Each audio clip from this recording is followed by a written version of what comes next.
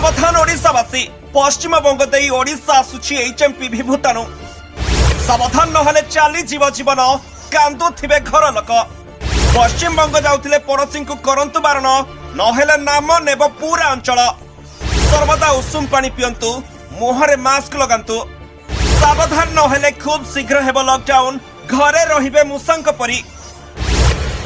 दर्शक बंधु चाइना तार मूर्ख काम पई परिणाम भोगुचंती सारा विश्व।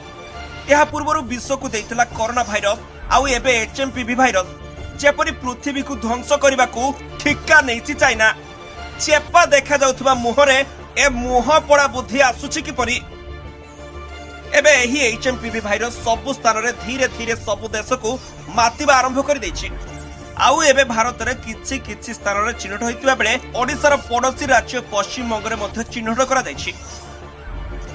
गुजरात रो साबरकंठारे जणे 8 वर्षर शिशु एचएमपीवी रे संक्रमित होइतबार जणा पड़िछि। ए पर्यंत केवल गुजरात रे 3टी मामला रिपोर्ट होइछि। राज्य सरकार ए संपर्क रे एक सतर्क सूचना जारी करछन्ति। गुजरात रे एचएमपीवी रो प्रथम मामला जनवरी 6 रे रिपोर्ट होइतला। अन्य पक्षरे राजस्थान रो एक 2 मासर पुओ एचएमपीवी रे संक्रमित होइतबार जणा पड़िछि। हॉस्पिटल रे चिकित्सा परे तांकु डिस्चार्ज करा जायतिला। एहा परे गुरुवार अहमदाबाद रे जणे 80 वर्षीय वृद्धंकु एचएमपीवी रे संक्रमित होइतबार जणा पड़िछि। देश रे एही मामला रिपोर्ट हेबा परे केंद्र स्वास्थ्य मंत्रालय सतर्क रहिछि। समस्त राज्य गुडी को ए विषय निरंतर तदारक एवं सतर्कता बजाय रखिबाकू परामर्श दिया जायछि। 2 दिन पूर्वे केंद्र स्वास्थ्य सचिव पुण्य सलीला देश में श्वासक्रिया रोगर परिचालना एवं सार्वजनिक स्वास्थ्य पदक्षेप गुड़िक समीक्षा करथिले।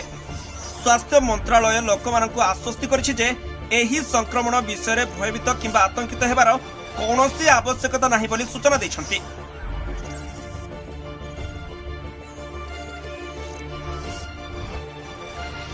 Bureau report black spot Odia.